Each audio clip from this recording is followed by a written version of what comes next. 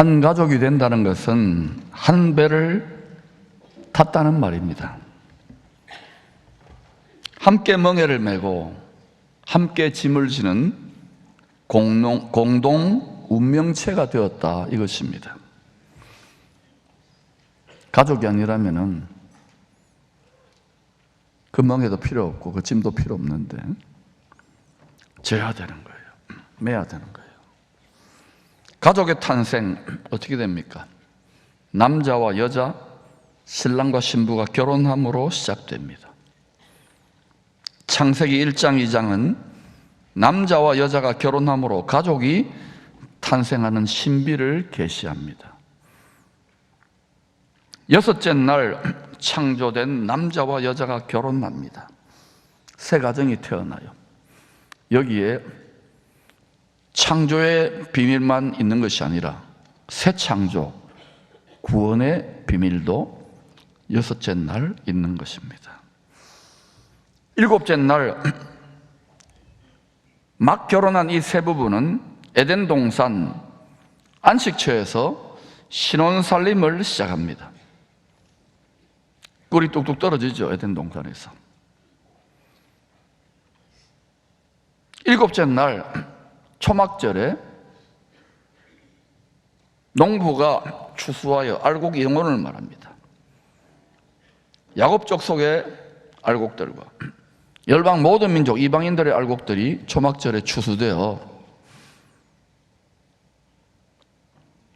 일곱째 날 땅이 안식하는 나라의 은혜에 동참하게 됩니다.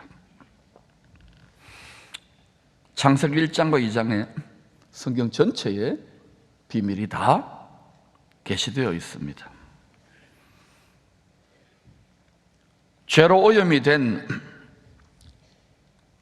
처음 세상, 이 세상 구원, 새 창조도 새 남자와 새 여자가 결혼하여 새 가족 됨으로 완성됩니다. 새 신랑은 하나님 아버지의 독생자가 사람이 되신 예수님입니다. 새 여자는 새 남자 예수를 믿음으로 새 계명을 마음판에 새겨 순종하는 신부된 성도들입니다. 한 가정에서도 가장 큰 축제와 잔치가 결혼식이죠. 하나님의 가정, 우주적 하나님의 가정에서 가장 큰 축제와 이벤트는 어린 양의 공중 혼인잔치입니다. 그때 누가 구름 속으로 끌어올려져 공중에서 어린 양을 영접하게 될 것인가? 그 잔치의 주인공이 될 것인가? 주님 말씀대로입니다. 너희 몸을 하나님이 기뻐하는 한 제물로 드리라. 교회는 그리스도의 몸입니다.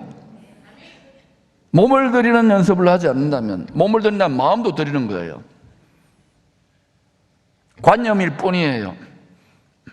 주님 보시기에는 죄송합니다, 토하여 내치고 싶어지는 거예요.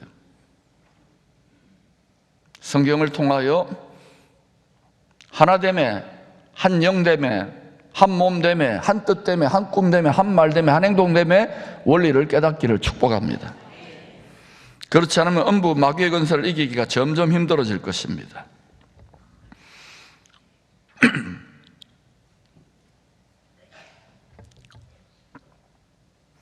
새 여자, 우리는 성별을 초월하여 새 남자인 그리스도와 한 몸이 되기로 결혼 언약을 맺은 그리스도의 신부들입니다. 새 계명을 신랑에게 받아서 그것을 성령의 칼, 하나님의 말씀으로 우리 마음판에 늘 새겨 넣는 그런 신부를 말해요. 이제 그리스도의 신부로 살아가는 한 성도님의 간증을 듣도록 하겠습니다. 우리 김성훈 자매님, 지금 포스텍에서 연구원으로 이렇게 활동하고 계시는데 간증을 좀 나누면 좋겠다 싶어서 박수 한번 드리십시다.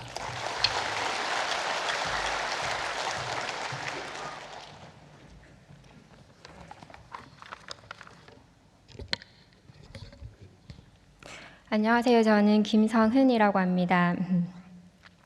제 삶 가운데 역사하신 하나님을 잠시 나누고자 이 자리에 나오게 되었습니다.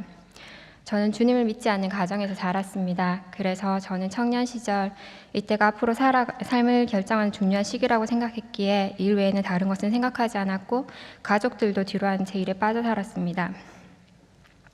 하지만 하나님께서는 그런 저를 주님께로 인도하셨고 믿지 않는 집안의 1세대로 가족 구원에 대한 소망을 주셨습니다.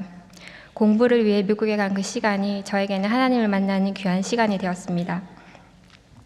그리고 얼마 후 한국에 돌아오게 되었습니다. 한국에서의 신앙생활은 미국과는 많이 달랐습니다. 메마른 광야를 지나는 것과 같았고 제 안에 채워지지 않는 갈급함이 항상 있었습니다. 그럼에도 불구하고 저는 제가 하나님을 제대로 믿고 신앙생활을 잘 해나가고 있다고 생각했습니다. 하지만 실상은 저희 열심으로 하나님을 믿고 있음을 주님께서 깨닫게 하셨습니다. 그중 하나님께서 저를 음침한 웅덩이에서 들어 올리시기 시작하셨습니다. 공예배에 참석하라는 마음을 주셨고 얼마 지나지 않아 허리 디스크를 통하여 저희 삶의 많은 부분을 바꾸시기 시작하셨습니다. 하나님께서는 그 당시 교회에서 진행되었던 목사님의 치유 기도를 통하여 목사님께 기도받게 하셨고 영적인 것에 대한 거부감이 강했던 저에게 영적인 세계를 조금씩 알게 하셨으며 교회를 겉돌았던 저에게 교회 한 발짝 더 깊이 들어가게 하셨습니다. 귀한 하나님의 사람들을 붙여주셔서 육적인 치유뿐만 아니라 영적인 치유와 주님으로부터 오는 안식의 비밀을 알아가게 하셨습니다. 다시 주님을 바라보게 하시고 주님과 함께하는 길로 인도하셨습니다. 주님께서는 메마른 광야와 같았던 저의 삶을 돌아보게 하시고 주님을 향한 저의 사랑의 고백을 하게 하시며 저를 회복시키시기 시작하셨습니다. 허리 통증으로 인하여 일할 수 없는 상황을 허락하셨고 저를 회복시키시기 시작하셨습니다. 허리 통증으로 인하여 일을 할 수 없는 상황을 허락하셨고 이 상황을 통하여 오로지 주님만을 바라보고 교제하기를 원하셨습니다. 모든 것을 차단하고 주님만을 바라보게 하셨던 3개월이라는 그 시간을 통하여 하나님께서는 저에게 가족을 향한 귀한 약속의 말씀을 주셨고 잊고 살았던 하나님께서 주신 사명을 깨닫게 하시고 그 사명을 위하여 나아가게 하셨습니다. 어느 날은 하나님께서 새벽 기도를 기쁘게 다녔던 이전의 저희 모습을 떠올리게 하시며 내가 기쁘게 받았다라는 감동을 주셨습니다. 그 이후 다시 새벽 기도를 나가게 되었습니다. 주님께서는 새벽 기도를 통하여 주님과의 교제의 기쁨과 주님을 찬양하는 즐거움으로 저희 하루를 시작하게 하시며 제 삶을 채우게 하셨습니다. 하나님께서는 가족권에 대한 저희 소원을 아시고 이루시기 위하여 제 힘으로 하려고 했던 마음을 내려놓게 하셨습니다. 제 힘으로 하려고 했던 마음을 내려놓으니 하나님께서 가족을 위해 일하시는 은혜를 누리게 하셨습니다. 아직 가족권이 이 땅 가운데 온전히 풀어지지는 않았지만 어머니와 여동생 그리고 조카까지 복음을 들을 수 있는 기회를 주셨고 가족들이 살아계신 하나님을 경험하는 시간을 허락하셨습니다. 주님께서는 주 예수를 믿으라 그리하면 너와 내 집이 구원을 받으리라고 말씀하셨습니다. 하나님의 말씀은 살아 역사하여 우리 삶 가운데 실체가 되는 것을 저는 믿습니다. 그리고 언약에 신실하신 하나님께서 저희 가정을 주께로 인도하고 계심을 알기에 감사함으로 주님께 나아가며 가정 복음화를 위해 기도의 분량을 채워가고 있습니다. 또한 주님과 교제하는 그 시간을 통하여 주님께서는 우리 가정을 향한 하나님의 뜻을 조금씩 알게 하시며 하나님 나라를 위해 살아가는 킹덤 패밀리에 대한 소망을 더욱더 굳건하게 해주십니다. 가족권에 대한 무거운 짐을 내 힘으로 메고 나아갈 때 그 삶은 고단한 삶이었습니다. 하지만 내 힘으로 하려고 했던 짐을 내려놓고 주님과 함께 주님의 멍에를 메고 나아갈 때 주님께서는 저희 삶을 기쁨과 감사와 안식이 있는 삶으로 바꾸어 주셨습니다. 한 영을 천하보다 귀히 여기시는 하나님께서는 우상을 숭배하며 살아가는 저희 가정을 구원하시고자 하는 뜻을 세우셨습니다. 그 뜻을 이루시기 위하여 주님을 모르고 배척했던 저를 주님께로 인도하시고 저희 영혼을 살리시며 가족권에 대한 소망을 품게 하시고 기도하게 하시며 주님과 함께 선한 싸움을 싸우게 하십니다. 제 자신을 바라보면 여전히 제 안의 상처와 연약함으로 불가능할 것 같습니다. 하지만 우리 하나님은 우리를 죽기까지 사랑하시고 끝까지 사랑하시며 자기 백성은 끝까지 포기하지 않으시는 분이십니다. 그분을 바라보고 나아갈 때 주님께서 불가능할 것 같은 가정 복음화를 이루게 하시고 저희 가정에 존재하는 우상 숭배를 끊어내게 하실 것이며 저희 가족 모두 우리의 구주 되시는 주님께 기쁜 마음으로 나아가게 하실 것입니다. 주님께서는 우리와 모든 것을 함께 하시기를 원하시는 것 같습니다. 주님과 교제하면 할수록 저희 삶의 작은 부분 하나까지도 터치하시기를 원하시며 인도하시기를 원하시는 것을 알게 됩니다. 주님과 함께하는 삶이 기쁨과 안식을 누리는 삶이며 생명으로 나아가는 길이기에 주님이 간섭하심을 느낄 때마다 감사할 따름입니다. 새벽기도 주님과 교제하는 그 시간을 통하여 주님께서는 저를 주님께로 더 가까이 이끄십니다. 항상 함께 하시는 주님을 알게 하시고 하나님의 소유된 백성을 더 깊이 깨닫게 하십니다. 뿐만 아니라 하나님께서 주신 사명으로 나아가는 길에 적들을 알고 대적할 수 있는 힘을 주시며 그 길을 조금씩 하나님의 때에 열어주십니다. 주님과의 교제가 깊어지면 깊어질수록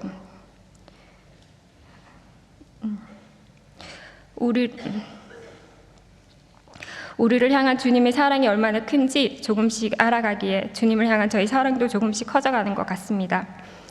그래서 주님과 함께 나가는 그 사명의 길이 기쁨이 되는 것 같습니다. 매일의 삶 가운데 우리가 주님을 바라보고 나아갈 때 주님께서는 우리의 발걸음을 생명의 길로 인도하시며 우리의 삶을 통하여 하나님 나라를 이루어 가시는 것 같습니다. 그 길을 걸어갈 때 우리의 삶은 복음의 씨앗을 뿌리고 하나님께서 구원하시고자 하는 자들을 살리는 복된 삶으로 채워지게 될 것입니다. 우선은 가까운 가정에서부터 시작하여 우리의 삶의 터전, 더 나아가 하나님께서 먼저 가셔서 우리를 기다리고 계시는 곳까지 하나님께서 주신 사명을 이루어가는 생활 선교사의 삶을 살아가게 하실 것입니다. 하나님은 우리가 하나님의 백성으로 온전히 회복되어 하나님과 함께 하나님의 뜻을 이루어가기를 원하십니다. 그래서 저희들에게 영혼을 살리는 하나님의 일에 소망을 품게 하시고 하나님 나라를 이루는 그 거룩한 삶으로 나아가게 하십니다.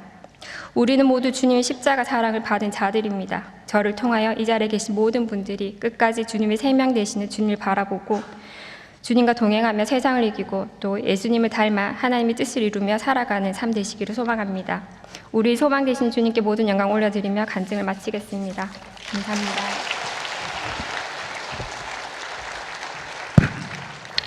성은 자매는 연단의 시간을 통해서 하나님 주신 제일 큰 상은 예수님이 낙이 되었다는 거예요. 영원히 우리와 동행할 분은 예수님이니까 예수님이 여러분 인생에 가장 큰 낙이 되시기를 축원합니다. 그러면 가정 복음화도, 그러면 직장 복음화도 또 여러분 삶에 큰 기쁨의 좋은 소식이 증거돼요. 그런데 많은 성도들이 불만족이 꽉 들어차 있습니다. 자기 자신에 대한 불만족, 교회, 나라, 이웃, 다른 가족들 등등등등. 예수님이 낙이 되시기를 축원합니다. 예수님이 낙이 아니면 끝까지 가는 과정에서 만신창이가 될 가능성이 많아요. 예수님이 낙이 되십시다. 바울은 주님과 교회의 결혼으로 세상이 새롭게 창조되는 큰 신비를 알려줍니다. 에베소서 5장입니다. 그러므로 사람이 부모를 떠나 하나님 아버지 품을 떠났다는 것이죠. 하늘나라를 떠나 그의 아내 교회를 말합니다. 합하여 그 둘이 한 육체가 될지니 이 비밀이 크도다. Great mystery. 나는 그리스도와 교회에 대하여 말하노라. 여러분, 이 세상에 해가 뜨고 해가 지고 공기가 있고 이 모든 만물, 심지어는 가정, 자식 놓고 살아가고 이 전부 다가 뭐냐면은 사실은 미스테리, 하나님 나라의 신비를 그림자요 반영인데, 특별히 그 중에서도 하나님 나라의 비밀을 가장 크게 나타내는 것이 그레이트 미스테리가 우리가 남자와 여자, 신랑과 신부가 결혼해서 새 가정이 탄생하고 자식 낳아 기르는 가정이랍니다. 그냥 가정이 꾸려지는 게 아니에요. 여러분, 특별히 예수 믿는 성도의 가정은 천국의 표준, 말씀의 기준을 따라서 천국 같은 가정으로 에덴 동산같이 잘 가꾸어야 돼요. 이거는 처음에 혼자 믿는 분으로 시작할 때는 힘들지만 그것을 개척해내야 됩니다. 일대 신앙이 그래서 좀 힘들죠. 그러나 기쁘게 달게 지고 갈 수 있기를 축원합니다. 2대, 3대, 4대 지난 금요일 날 이렇게 구북부교회죠. 거기 좀 계시다가 미국에 가신 할머니 사모님, 남편 목사님은 천국 가시고 잠깐 인사하러 오셨는데 한 5분쯤 인사하는데 하다 보면 30분을 대화를 했는데 하나님이 그분은 그 자녀들을 통해 다 갚아주시더라고요. 미국의 최고의 실력자가 되어가지고 또 근데 그 복에 안주하지 않고 가정에서 선교단체, 포도 선교단체가 내가 장학금도 주고 선교사 안식관도 만들고 지금도 막 후원하고 그러는데 참 멋져 불어 멋있더라고요. 여러분도 그런 소망을 가질 수 있기를 축원합니다. 분명히 그것은 그 부모님, 그 사모님과 천국 가신 목사님이 정말 주를 기쁘시게 하는 삶을 살았다는 향기가 느껴집니다. 예수도요, 경건을 이익의 재료로 이렇게 약삭 빠르게 섬기면은 하나님이 모르실 것 같아요. 순전하게 밑거름으로 섬기시기를 축원합니다. 하나님이 자녀를 못 갚으면 천국에서 갚아주십니다. 바울 같은 사람은 자녀가 없었잖아요. 교회에 무거운 멍에를 진 직분자들은 교회에 밑거름 되시기를 축원합니다. 부모님도 어른들은 다음 세대에 밑거름 되시기를 축원합니다. 고생이 낙인 거예요. 신랑의 멍에를 함께 맨 성도들이 정한 때가 되면 6일이죠. 하루가 천년 같아요. 구름 속으로 끌어올려져 어린 양의 혼인잔치에 참여할 것입니다. 한 몸이 된다는 거예요. 그래서 교회가 그리스도의 몸이에요. 그래서 몸을 드려야 되는 거예요. 너희 몸을 하나님이 기뻐하는 산제물로, 마음과 생각이 아니라 몸이 드려지면 마음과 생각은 자동으로 가요. 그걸 헌신이라 그런 거예요. 헌신 예배를 여러분 10,000번을 드려보세요. 몸이 가지 않는데, 몸이 가요, 몸이 가. 그게 헌신입니다. 죄를 이기는 자가 되라고 하는 성경책은 죄를 이기는 자가 되라는 거예요. 죄와 타협하거나 세상과 짝하지 말라는 거예요. 죄를 이기는 자가 되라. 우리가 죄인이기 때문에 죄를 이기기가 힘들어요. 육체를 가지고. 그런데도 죄를 이기는 자가 되라. 하나님의 말씀과 성령의 능력을 뒤집어 쓰고 전신갑주를 뒤집어 쓰고 이겨라. 그게 성경의 처음 끝까지 이야기입니다. 이 성경의 마지막 책도 영원히 안식할 나라의 주인공을 결혼으로 묘사합니다. 남편 예수와 어린 양의 아내 된 성도들로 happy forever. 그게 결론입니다. 결혼으로 끝나는 거예요. 새 예루살렘 성, 거룩한 성, 신부가 남편을 위해 단장한 그 성이 어린 양의 아내라. 그 성의 주인은 한 몸 된 머리 된 예수 그리스도입니다. 그 어린 양의 배필 아내들이 세세토록 주와 함께 왕노릇하게 되는 거예요. 지금부터 몸 속에 있는 마음의 생각을 드리기를 날마다 훈련해야 되는데 육체를 가지고 살아가니까 끊임없이 유혹당하잖아요. 텔레비는 완전히 딴소리하고, 그죠? 그래서 여러분, 아까 이 젊은 친구들 이렇게 세워가지고 이 예배에 이렇게 드리는 친구들, 우리 자식은 아니지만 참 나는 볼 때마다 기특한 거예요. 제가 천연 기념물로 지정해서 천국 천연 기념물로 여러분의 자녀들도 못지않게 잘 경건한 자녀들로 가꾸는 것이 여러분의 책임입니다. 마태복음 11장은 율법의 마지막 선지자 세례 요한이 옥에 갇혔을 때 이야기입니다. 율법의 마지막 선지자가 가장 큰 자가 맞습니다. 율법으로 보면, 땅으로 보면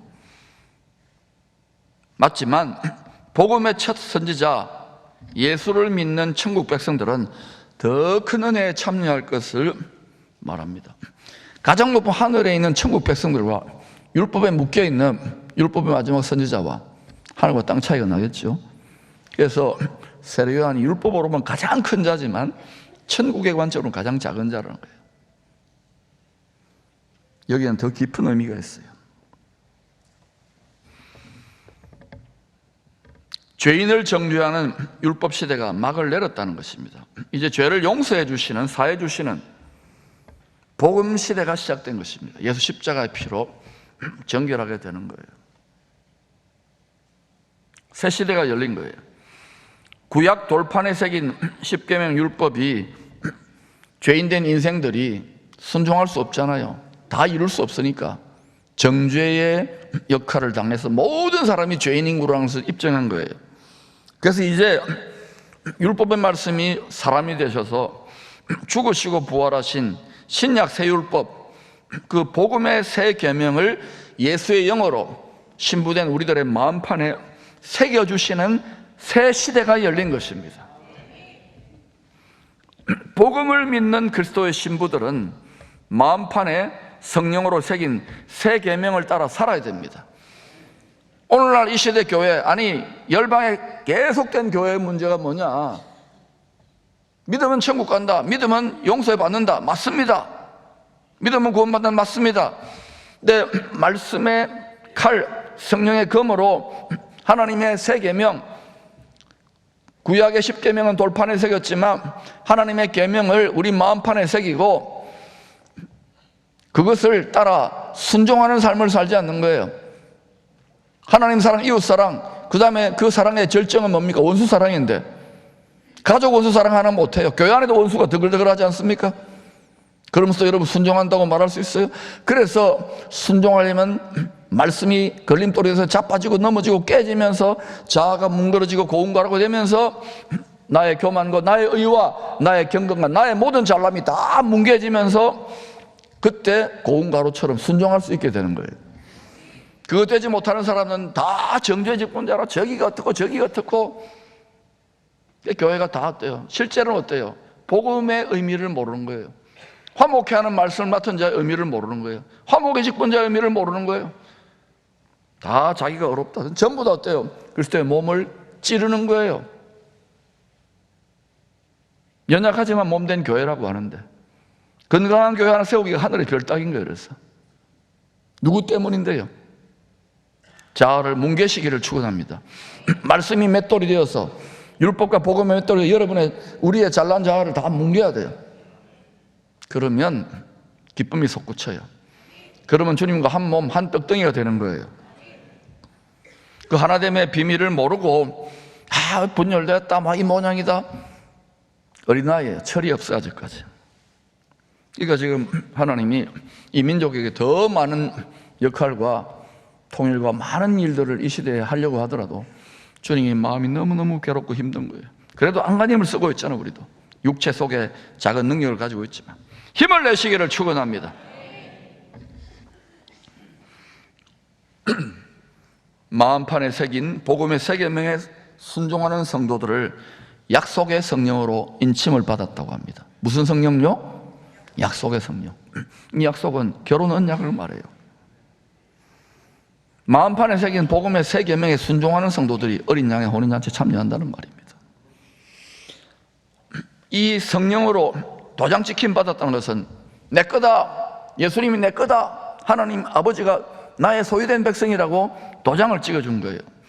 결혼으로 말하면 하늘과 땅의 모든 피조물들 앞에 성령으로 도장 찍어 우리 아들 독생자의 신부감이라고 보증선 거예요. 보증. 또한 하나님 보시기, 하나님 아버지의 관점, 아버지와 자녀로 보면은 이는 내 사랑하는 자식이요, 내 기뻐하는 자식이라고. 하나님이 기뻐합니까? 하나님이 참 토하여 내치고 싶구나.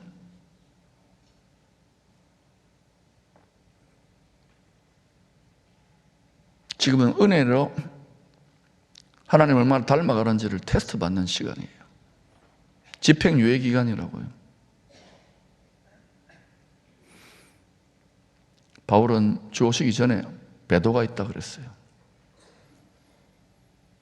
부지런히 신랑 되신 예수님을 마음을 다해 생명을 다해 사랑하는 훈련을 하시기를 축원합니다. 성령의 인침받기를 축원합니다. 이미 인침이 되었지만 이 새겨넣는 이게 희미해지면은 큰일 나겠죠. 택한 자도 미혹한다는데. 사도 요한은 요한일서 2장에서 하나님의 새 가정에 4종류의 식구들이 산다고 했습니다. 몇 종류요? 4종류 기억하세요.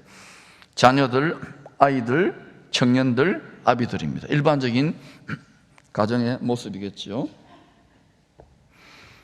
자, 육신의 가정, 우리들의 가정을 말합니다.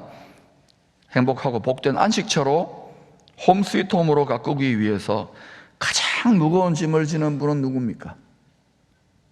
아이들입니까? 부모입니까? 부모죠. 부모님입니다.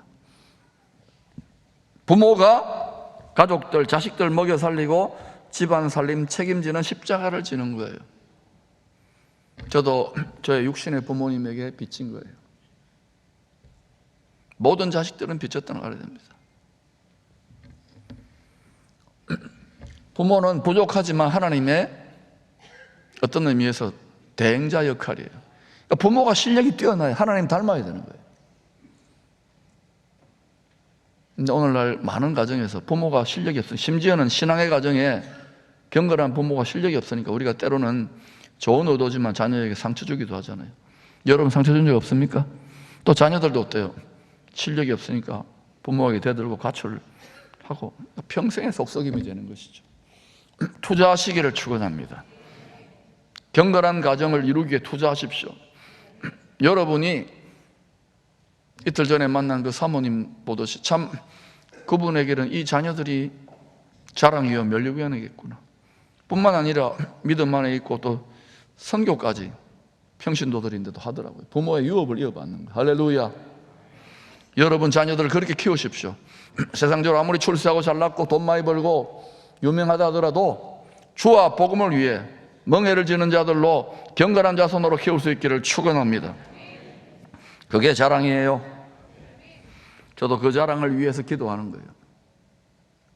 그냥 세상적으로 인간적으로 잘 되는 걸 넘어서서 다 주님 닮아야 됩니다. 주님 닮아야 됩니다. 하나님의 자랑거리 되게 해주십시오. 성령의 인침받는 자녀들이 되도록 기도하십시오. 네, 기뻐하는 자녀라. 말씀과 성령으로 하나님의 한 가족 된 성도들도 가족으로 사는 것은 같은 원리입니다. 교회도 어떤 의미에서 큰 가족이에요. 같은 원리예요. 가정이 돌아가는 원리나 육신의 가정, 교회라고 하는 그리스도의 한 몸이니까 가족 아닙니까? 가족이 돌아가는 것도 같은 원리예요. 왜 큰 교회가 하나 되기가 얼마나 힘든지 아십니까? 다 각자 옳거든요. 다 산으로 들러가거든요. 배가. 여러분의 그 의와 생각과 고집을 꺾으시기를 축원합니다. 그리스도의 영, 그리스도의 말씀에 복종하십시오.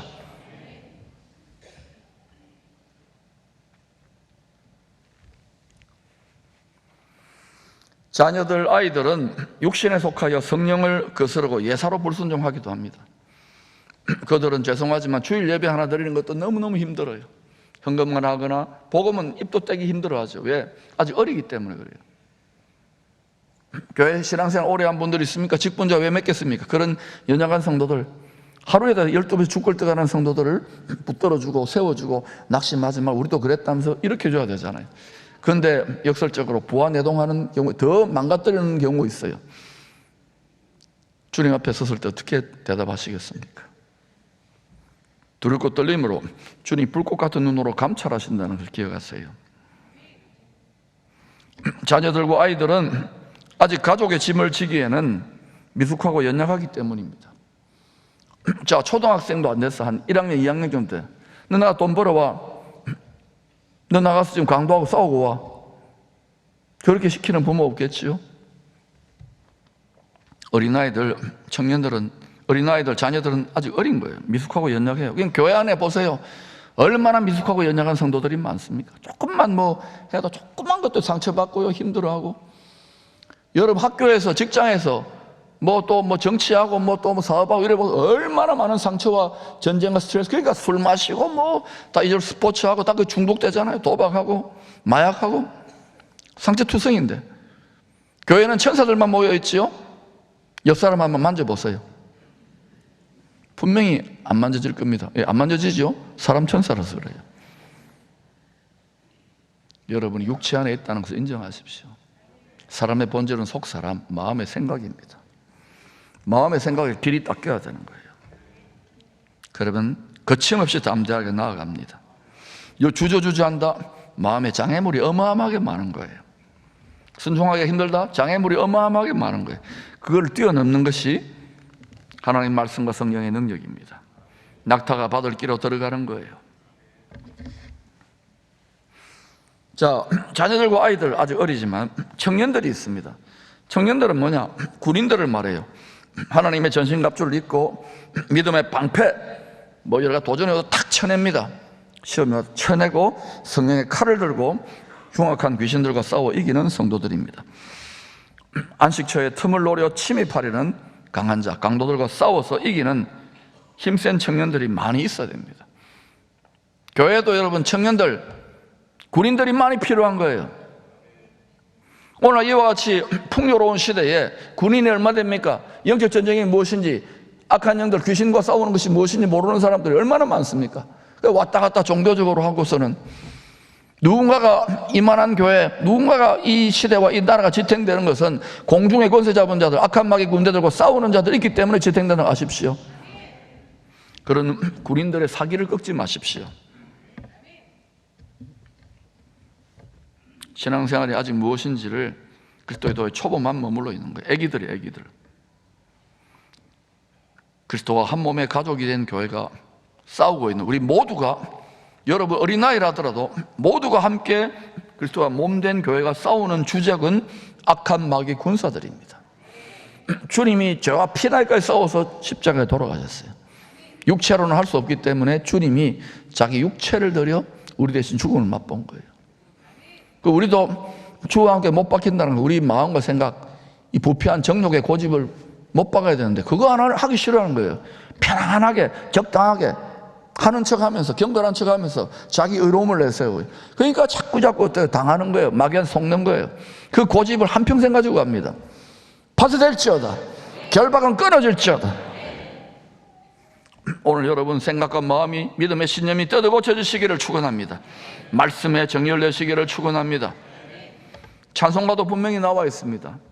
한번 불러볼까요? 찬송가 350장 시작. 우리들이 혈기 아니요, 우리들이 싸울 것은 육체 아니요, 마귀 권세 맞서 싸워 뛰쳐버리고 주를 영원 살릴 것은 인생 마음으로 힘써 싸우세, 마음으로 힘써 싸우세. 악한 마귀 군사들과 힘써 싸워서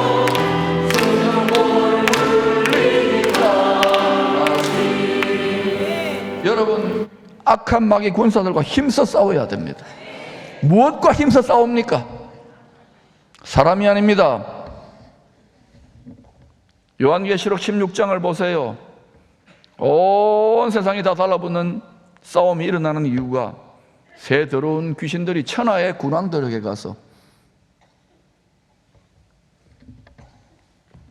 그러므로 지금 이 나라와 이 민족과 이 도시와 여러분 가정과 교회의 운명은 그리스도의 군사들에게 달려있는 거예요. 여러분이 평안하게 늘어져 있다? 죄송하지만 누군가에게 빚지고 있다는 것을 아시기를 바랍니다. 예배의 자리, 특별히 기쁨의 교회 예배의 자리는 성령의 능력으로 옷 입히는 자리입니다. 싸워서 이기고 오라는 거예요. 깨지더라도 또 오고 또 오고 하면서 여러분이 점점 강해지는 거예요. 상대가 악한 마귀 군사들이 귀신들입니다. 오늘 이런 말을 안 해요.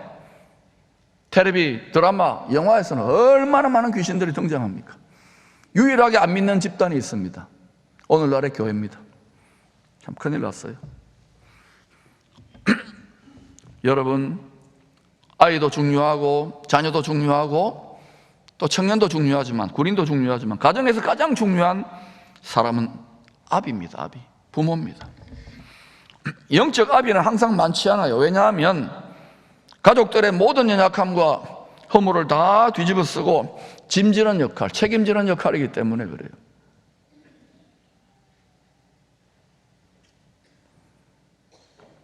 돕는 배필도 그래요.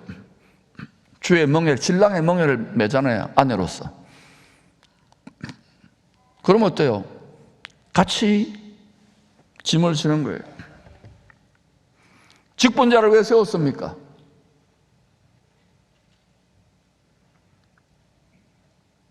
중한 직분자라면서요. 무엇이 중한디? 여러분이 편안하고 늘어지면 늘어질수록 누군가 그 짐을 10배, 100배, 1000배, 10,000배 더 지는 거예요. 편안하게, 즐겁게, 적당하게 신앙생활 하려고 하지 마세요. 저도 기쁨의 교회는 그런 교회가 아닙니다. 영적인 아비는 가족의 모든 무거움을 지는 홀로 지는 것 같은 그런 역할입니다. 여러분도 여러분 믿지 않는 가정에 짐을 지니까 얼마나 힘듭니까? 홀로 지고 외롭지요?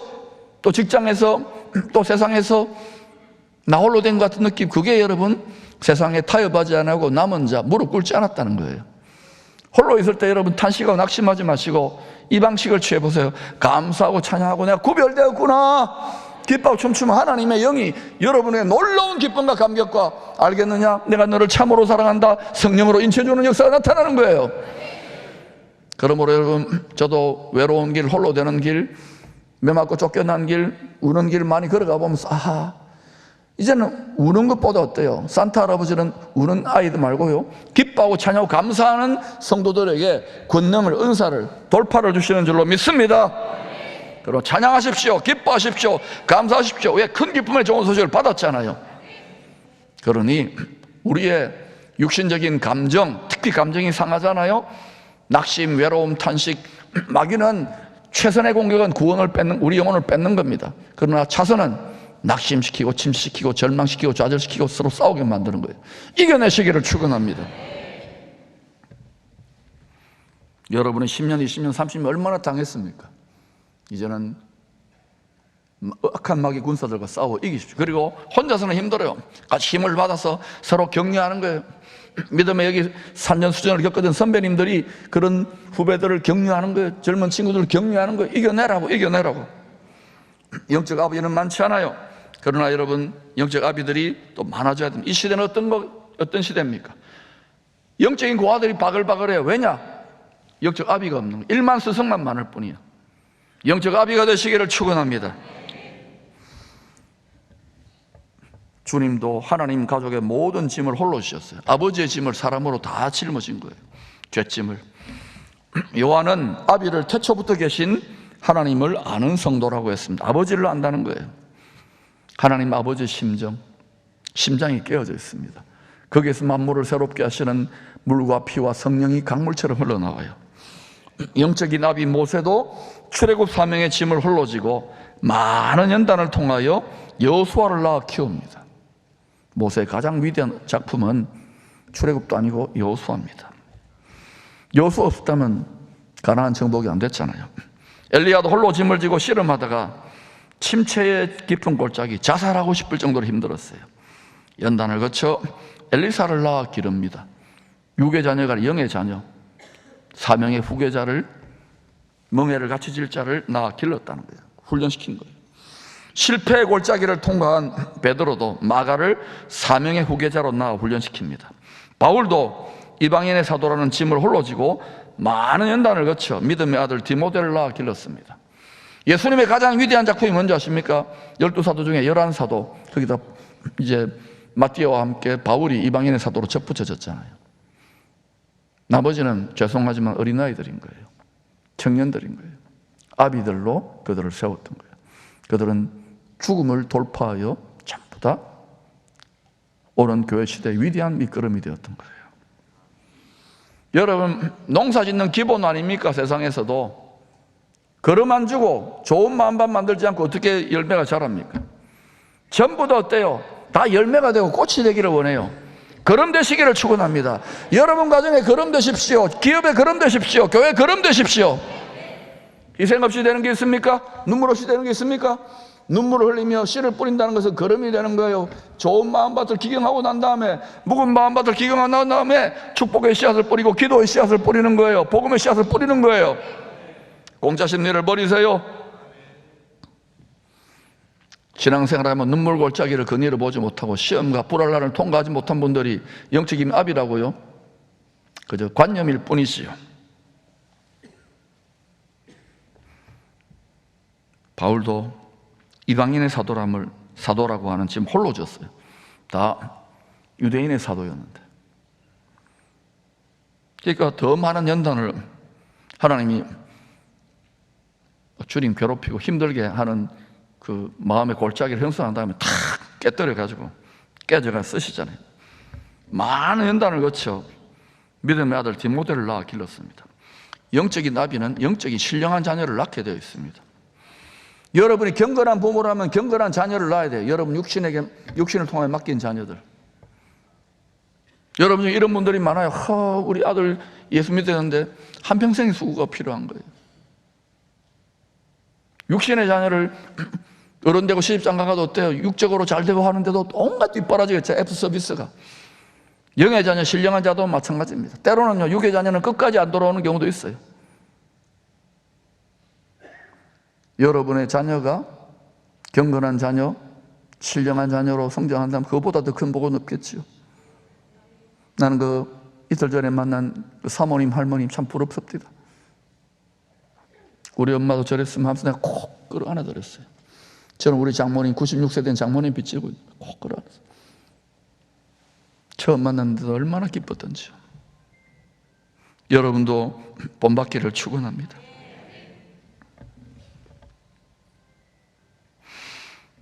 영적인 아비는 말입니다, 마치 육신의 자녀를 양육하고 훈련시키듯이 교회와 성도들을 섬깁니다. 영적인 아비는 여러분이 육의 가정을 위해서 애쓰고 육의 자녀들을 위해, 여러분이 육의 사업을 위해 애쓰듯이 교회와 성도들을 섬긴다는 걸 아시기 바랍니다. 여러분이 육신의 자녀를 위해서는 죽기까지 헌신하잖아요. 허리가 휘고 몸이 병들 정도로. 영적 아비, 여러분 영적 아비, 어미, 영적인 부모 되었다는 증거는 그런 마음이 성령으로 울컥울컥 솟아나야 돼요. 내가 그럼 돼야 되겠네. 애미기는 자들도 내가, 저 자식도 내가 품어야지. 품이 커지는 거예요. 모든 위대한 하나님의 영적 아비들은 다 그런 과정을 거칩니다. 육의 부모는 많지만 영의 부모는 적은 거예요. 육신의 부모는 밥을 짓고 양식을, 썩어질 양식을 먹일 수밖에 없잖아요. 그러나 영적인 아비는, 영적인 부모는 말씀이 양식입니다. 처음에는 젖을 먹이죠. 위로해주고 사랑해주고 닦아주고 죄 사해주고 젖을 먹입니다. 믿음이 좀 자라가면 어때요?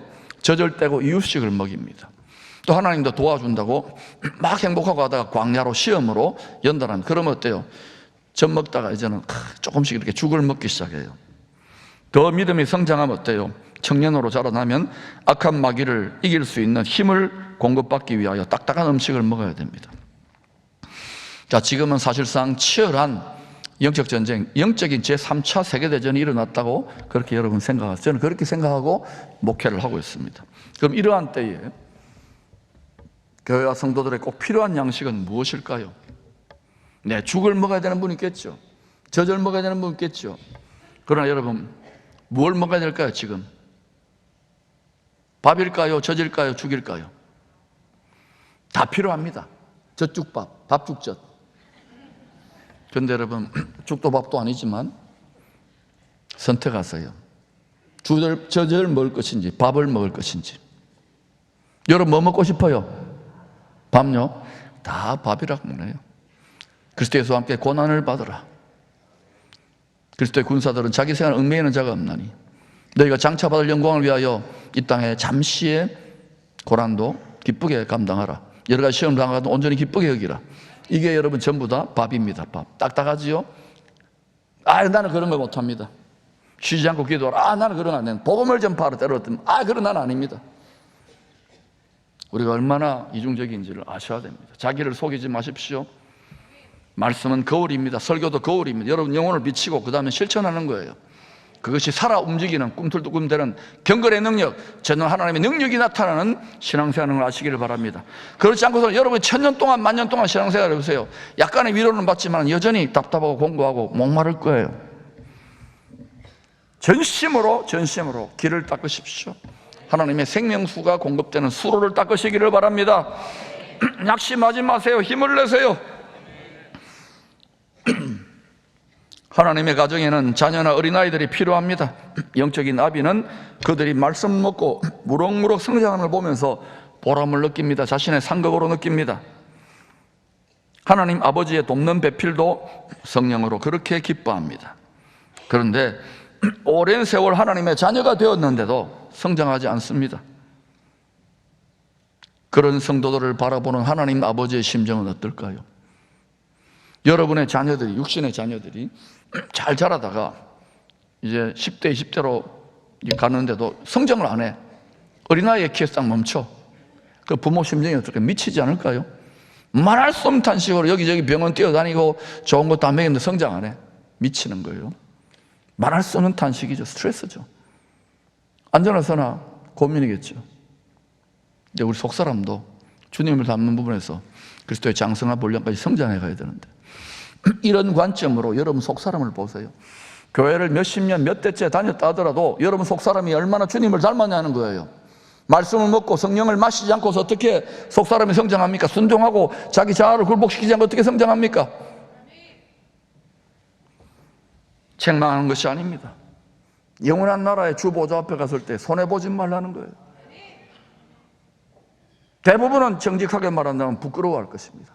나의 달려갈 길을 마치고 마치 올림픽 금메달 따려고 전심전력하듯이 여러분 마음과 생각에 있는 모든 장애물들을 다 돌파해서 대로를 닦아서 마음의 시온의 대로가 열려야 될 거 아닙니까? 그러면 여러분 세상에서도 경쟁력이 없을까요? 천만의 말씀이 옳시다. 우리에게 필요한 것은 있어야 될 걸 다 아신다 그러잖아요. 그때 하나님의 영광이, 하나님의 천군 전사들이 구원받을 상속자들을 제대로 돕는 거예요. 전능하신 분을 믿으십시오.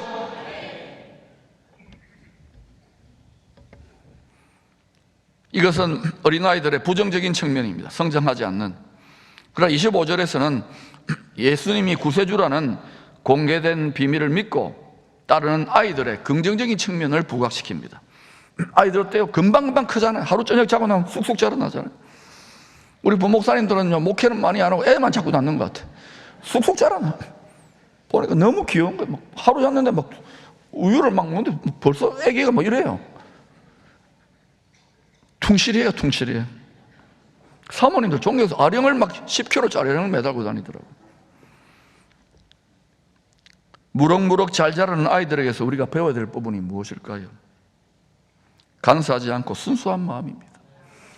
하나님 말씀을 받을 때, 여러분 읽고 묵상할 때 또는 설교를 들을 때요, 여러분 여러 가지 이해관계나 여러분 복잡한 생각을 가지고 여러 비틀고 저리 비틀고 저 인간은 왜 저렇게 설교할까, 이렇게 할까, 그런 생각 하지 않습니까? 많이 했을 것 같은데 그게 여러분 이미 어른되었다, 너무 어른되었다는 거예요.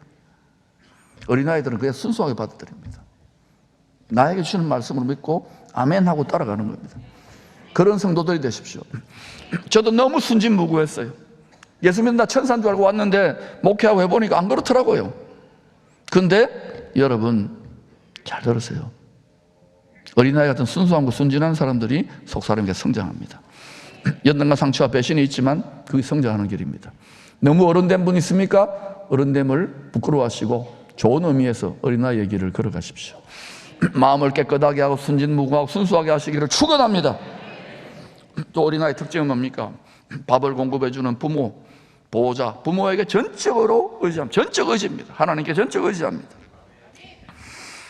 이 어린아이들은 상처받다가 울다가도 금방 잊어버립니다. 그리고 재미있게 놉니다. 깔깔거리면서. 아이들 보면 그래요. 신기해요. 어른들은 안 그래요. 한번 딱 상처 나고 수틀립니까? 내 눈에 흙이 들어가기 전에는 못한다. 다 어때요? 취토라고 하잖아요. 다 흙 뿌려줍니다. 어른 좋은 거 아닙니다. 좋은 의미의 어른은 영적인 어른입니다. 신령한 아비입니다. 어른을 다 인생 살면서 만신창이 여기 상처, 배신, 원통함 또 이야기해보세요. 밤새도록 어때요? 이건 짧았다 하고는 또 3박 4일 집회합니다. 들어줘 보세요. 줄줄이 나옵니다. 그런데 여러분, 이걸 통해서 여러분 이 모든 인생의 고통, 이 걸음을 통해서 얼마나 주님을 닮아가는지요. 여러분을 크리스탈로 수정 같은 주님의 인장반지에 끼울 수 있는 보석으로 빚어가는데 여러분의 자아와 성품이, 혼이 얼마나 주님을 닮았냐 이거예요. 고난을, 인생의 실패와 좌절과 낙심과 분노와 울분을, 원수된 것을 전부 다 어때요? 낭비하지 마시고 주님을 닮아가는 보석 같은 불시험의 연단의 재료로 다시금 이해하시기를 축원합니다. 생각하기 나름이고 마음 먹기 나름이에요. 아이들은 말씀을 먹인 대로 성장합니다. 지난 몇 년간 부지런히 밥을 많이 먹였더니요, 무럭무럭 성장한 성도들이 굉장히 많아요. 분명히 보시, 그들은요 요엘서 2장 24절부터 25절 26절 갚아주고 메뚜기가 빼앗은 것들 되찾아오는 시즌으로 진입할 겁니다. 여러분 거룩한 질투심을 일으켜서 분발하시기를 축원합니다. 무거운 마음밭을 기경하시고 계속해서 심으십시오. 뿌리십시오. 많이 뿌리고 많이 심으면 많이 거두고 많이 누리게 되는 거예요. 아무것도 하지 않고 가만히 수많은 기회를 놓치지 마십시오. 용기를 내십시오. 마음이 순수하고 깨끗한 어린아이 같은 성도들에게 우리 주님은 지혜와 계시의 성령을 부어주십니다. 주님이 어떤 분인지 계속 그 비밀을 속삭여 주신답니다. 그러니까 여러분, 세상 살다 보니까 여러 가지 많잖아요. 그래도 어린아이 같은 마음을 회복할 수 있기를 축원합니다. 좋은 의미의 어린아이 같은 마음. 안식의 주인님이 수고하고 무거운 짐진 우리들에게 다 나에게 오라고 합니다. 주님의 멍에를 메고 배우라고 합니다. 그러면 가야 됩니다. 그리고 배워야 됩니다. 주의 멍에를 메고 주신 계명에, 주의 계명에 순종할 때 늘 함께 하시는 주의 영이 천국의 비밀들, 더 깊은 비밀들을 세밀한 음성으로 속삭여 줍니다. 마치 사귀는 연인들처럼 어깨동무하고 친구에게, 연인에게 알려주듯이, 있잖아, 이런 거야, 이 성경의 뜻은 이런 거야, 이건 이렇게 돌아가, 이때는 이래. 이런 속삭임을 여러분 세밀한 음성을 많이 놓치고 있지 않습니까?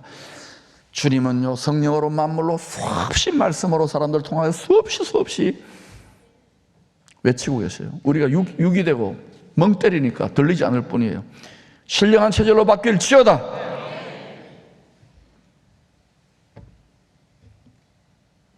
여러분이 예수님과 친밀하게 동행하기 원한다면 반드시 신랑의 멍에를 메고 배워야 합니다. 어깨동무를 해야 된단 말이에요.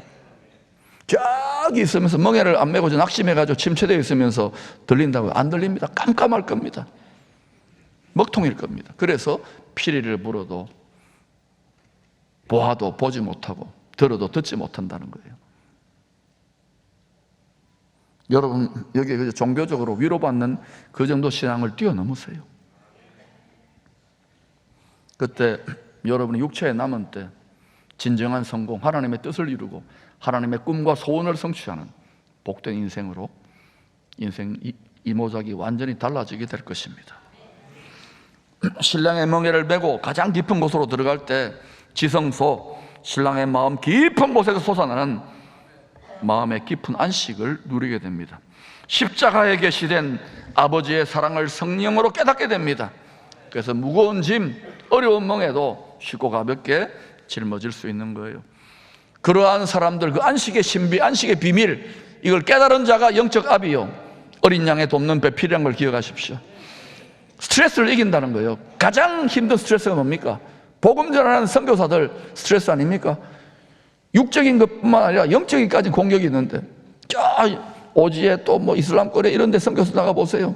외로움과 핍박과 궁핍과 사도들이 다 그랬잖아요. 근데 또 바울이 뭐라고 하면 항상 기뻐하라, 범사에 감사하라.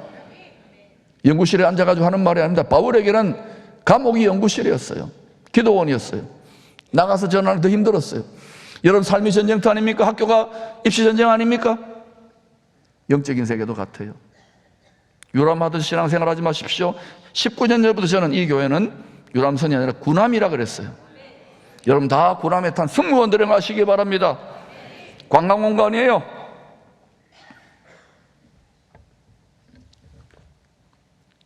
주님이 말씀하십니다. 마태복음 11장 30절 같이 읽읍시다. 시작.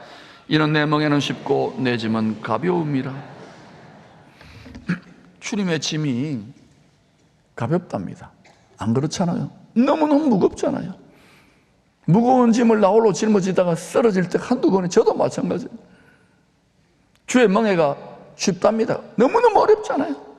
어떻게 사람들 마음의 생각을 바꾸고 복음을 전합니까? 어떻게 선교가 됩니까? 불가능하지. 안 됩니다. 저는 하나님 너무너무 많이 부러지셨어요.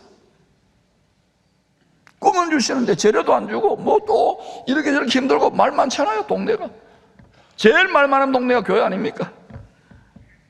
그런데도요 계속 순종해 보려고 했어요. 그러면서 복음의 말씀이 복음이 아니라 완전히 내 인생을 장애물이 돼, 걸림돌이 돼가 자빠지고 넘어지고 깨지면서 잘난 자, 교만 모든 게 어그러지고 깨지고 고운가루가 되는 거예요.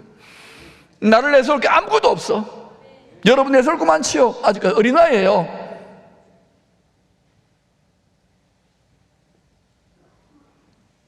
내가 엉터리 중에 엉터리. 여러분은 제대로 하고 있죠. 전 세계에서 예수 제일 잘 믿죠. 바울은 복음의 씨를 뿌려 많은 자녀들 낳아 기르는 고생을 기쁨으로 감당했습니다. 어떻게 그 힘든 고생을 일평생 감당했느냐고요? 안식의 비밀. 수고하고 무거운 짐이다 다 내게로 오라. 내가 너희를 쉬게 하리라. 이 시대는 안식이 없어요. 어제 높은 분, 많은 책임을 짊어진 분을 한번 찾아오셔서 만났는데 많은 짐을 짊어지고 엄청나게 많은 일을 하셨어요. 내가 딱 한마디 했습니다. 주님 앞에 깊이 들어가라고. 마리아가 먼저 되라고. 너무 마르다 되었다고. 주보좌 앞에 머무르십시오. 가을에 여러분 꼭 기도실에 앉아서 안 있어도 돼요. 단풍 들잖아요. 자주 갑니다. 거기가 산에 가서 바닷가에 가서 주님하고 대화하세요. 주님이 성전 아닙니까? 그 속에 성전 뜰만 밟지 마시고 주님 성전, 지성소, 주님 보좌 깊은 곳에 십자가에 깨어진 심장으로부터 흘러나오는 성령과 물과 피, 그 사랑을 깨달을 때 우리가 지금 짊어지고 있는 인생의 무게와 고통, 자녀, 가정, 불화, 모든 것들, 경제적인 어려움과 환난들 전부 다 아무것도 아니게 돼요. 그때 주의 마음을 깨닫는 거예요. 이는 내 멍에는 쉽고 내 짐은 가벼움이니라. 여러분 복음 전하고 생활 선교 안 해도 돼요. 안식부터 터득하세요. 어린아이에게 어떻게 그 무거운 짐을 집니까? 그게 어때요? 짐을 지자 생활 선교하자니 다 인상 쓰고 찡그리고 도망가지면 그래도 이거 안 할 수 없는 거예요. 복음을 전하지 않으면 화를 당한다 그랬잖아요. 바울의 이야기만이 아닙니다. 제가 화난 게 아니에요. 사랑하는 여러분, 바울은요 복음으로 낳는 자녀들이 이룬 교회 공동체, 하나님의 새 가정 아닙니까? 수많은 문제들이 초대교회 때도 있었지요. 초대교회 돌아가지 않았는데 또 유대인의 성전 시대에도 똑같았잖아요. 인생들이 사는 곳은 다 똑같습니다. 완벽한 데 찾아다녀 보세요. 천국 가세요 그러면. 없어요. 심지어는요 바울의 가장 큰 기쁨이요 자랑거리였던 빌립보 교회조차 전부 끝까지 바울을 동행했는데 도왔는데 거기 두 지도자가 서로 싸웠어요. 유오디아와 순두계 여성 지도자가 불화로 다투었거든요. 여자들이 더 잘 다투잖아요. 남자들은 안 다툰답니다. 왜 웃어요? 남자 의리가 있어 막 다투는 거예요. 막. 그러니까 바울이 스트레스 받잖아요. 그래서 이 별명을 이 빌립보 가장 행복하고 바울에게 기쁨을 주었던 이 빌립보 교회의 분쟁을 가리켜서 신학자들은 이렇게 말합니다. 유부초밥과 순두부의 분쟁이라고. 이때 두 지도자의 허물을 품으라. 하나님의 가족 때문에 멍에를 메고 도우라고 권합니다. 왜? 이유는 간단해요. 주와 복음을 위하여. 빌립보서 4장 3절입니다. 또 참으로 나와 멍에를, 바울의 멍에, 사도의 멍에를 맸다는 주님의 멍에를 맨 거예요. 같이 한 너희들에게 구하노니 복음에 나와 함께 힘쓰던 저 여인들을 돕고 또한 클레멘트와 그 외에 나의 동역자들을 도우라. 그 이름들이 생명책, 어린 양의 생명책에 기록되어 있던 거예요. 여러분, 우리 몫에 태인 십자가의 멍에 육체로 짊어지니까 자빠지고 넘어지고 무겁고 어렵지요? 그래서 기도하는 거예요. 그래서 예배 드리는 거예요. 그래서 성령으로 충만한 거예요. 이상해요. 하나님 일을 열심히 하는데도 얼굴이 갈수록 어두워지고 화난 분들이 있어요. 감출 수 없잖아요, 그 분위기가. 왜 그러냐? 아직도 굴복하지 않는 거예요. 여러분의 잘난 자아가, 여러분의 그 마음과 생각, 교만이 못 박히지 않는 거예요. 조금만 건드리고 책망하면 빽 돕니다. 그냥 속에 있는 게 튀어나와요, 독사가. 그런데 거침없이 제가 이야기하는 이유는 잡으세요. 스스로 속지 마세요. 이기세요. 가장 이기기 힘든 존재가 자기 자신입니다. 자기 자아입니다. 굴복시키세요. 습관이 된 오랜 세월 굴복시키고 신앙의 새 차원으로 나아가십시오. 주의 멍에를 맨 성도들이 하늘에서 준비된 새 예루살렘 성 영원한 안식처를 마침내 상속받는 안주인이 될 것입니다. 영적인 아비들, 이기는 자들이 되는 것입니다. 그래서 여러분, 저도 그랬어요. 짐이 너무 무겁습니다. 멍에가 너무 어렵습니다. 제가 아직 아비가 못 되었다는 것이었습니다. 조금 깨달았어요. 기쁘게, 가볍게, 할렐루야, 쉽게, 깃털처럼 가을에 단풍도 누리시고 자녀들 다 부모만 쳐다봅니다. 여러분만 쳐다봅니다. 고달프고 힘든 시대에 그래, 괜찮아, 괜찮아. 엄마가 있잖아. 실력 있는 경건한 부모들이 되시기를 축원합니다.